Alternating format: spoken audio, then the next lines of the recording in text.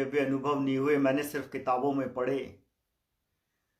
मैं उन्हें सपनों में सोचता रहा जो मैंने आज देखा है। से मिलना और 3 संतों की कहानी है। हुआ यूं, ऋषिया के एक छोटे से गांव में 3 साधारण से लोग ने उन्हें संत कहना शुरू कर दिया, कह सकते हैं, या फादर जो भी थे। उनका डंका पूरे नगर में, शहरों में, देश में बजता था। उनके कानों तक भी ये बात पहुंची। इनके अनुयायी थे। उनमें से एक बोला, चलिए प्रीस्ट फादर, मैं आपको वहां ले चलता हूं। रास्ता लंबा है, नाव से चलेंगे, क्योंकि वो पानी के छोटी सी जगह रहते हैं। रास्ते में जब ये जा रहे थे, ये काफी उत्तेजित थे। तो आज इन 3 लोगों को मैं सबक सिखा के आऊंगा। इन्होंने मजाक बना दिया है धर्म का, ज्ञान का।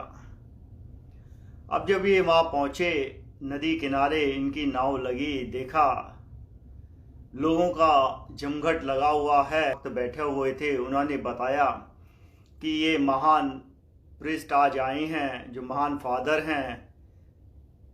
जैसे ही ये बात उन 3 लोगों के कानों में पड़ी, वो एकदम तेजी से उठे और उनके पैर चरणों में गिर गए। तुम कहते हो तुम साधारण से लोग हो, और ये लोग तुम्हें जो है संत बनाते हैं। खैर, प्रीस्ट बोला, अच्छा ये बताओ, चलो तुम्हारी जो है प्रेयर क्या है।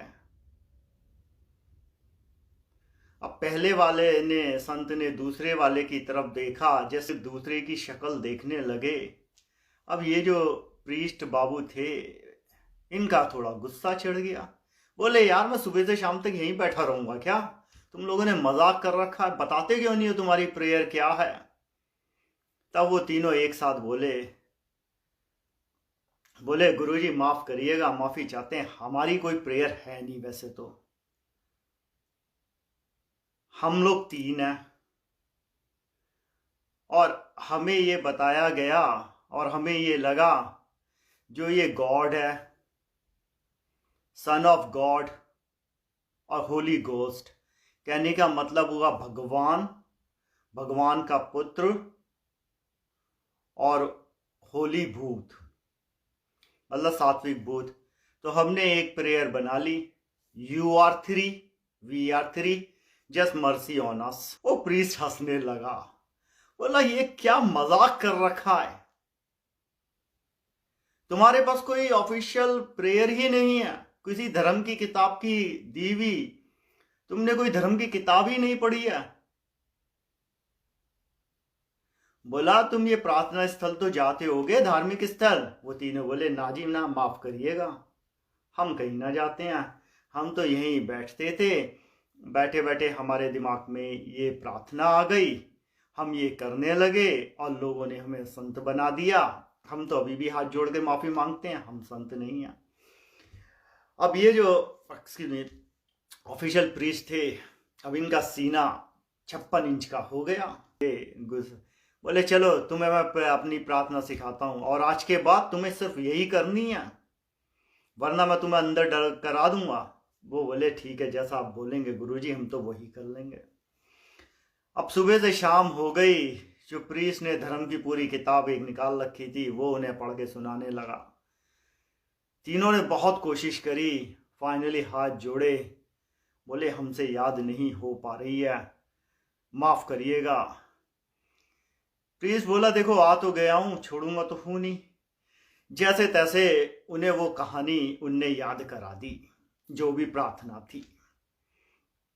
अब ये करने के बाद वो वहां से, जो ये तो प्रीस्ट जो थे सरकारी, वो वहां से चल दिए।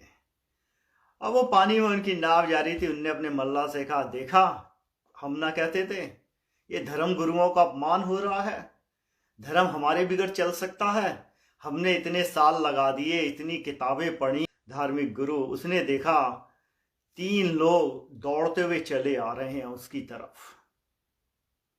उसका माथा टनका। उसने अपने मल्ला से कहा, क्या ये वो 3 मूर्ख दिखाई दे रहे हैं तुम्हें? मल्ला की आंखें चुंधिया गईं और वो हक्का बक्का सा रह गया। हुआ यूं, वो तीनों पानी पर दौड़ रहे थे, और वो इसके पास पहुंचे, नाव से तेज दौड़े और इस सरकारी धार्मिक गुरु के पास पहुंचे और हाथ जोड़ के बोले, माफ करिएगा गुरुजी, एक बार और अपनी प्रार्थना बता दीजिए। हम मूर्ख अज्ञानी, तुम हो महान ज्ञानी, ना तो हम पढ़े लिखे आपकी तरह, ना हमारी कोई शिक्षा दीक्षा हुई है। आपकी अनुकंपा हो जाए हम पे तो हम भी आगे बढ़ लें। तब प्रीस्ट को अपनी गलती का एहसास हुआ। प्रीस्ट उनके पैरों में गिरा, बोला, तुम तो बहुत ज्ञानी हो, मैं बहुत बड़ा अज्ञानी हूँ। मुझे जो मैं तुम्हें बताने की कोशिश कर रहा था, मेरा अहंकार झूठा है, मेरा ज्ञान झूठा है। तुम पानी पर चल सकते हो, ये चमत्कार तो दिव्य शक्तियों का हो सकता है, और तुम्हारे अंदर अहंकार क्या, तुम्हें ये पता भी नहीं तुम्हारे पास क्या शक्तियां हैं। बोला, मेरी जिंदगी बीत गई, मुझे आज तक कोई दिव्य अनुभव नहीं हुए, मैंने सिर्फ किताबों में पढ़े। मैं उन्हें सपनों में सोचता रहा जो मैंने आज देखा है। और ये हाथ जोड़कर वो वहां से चला गया।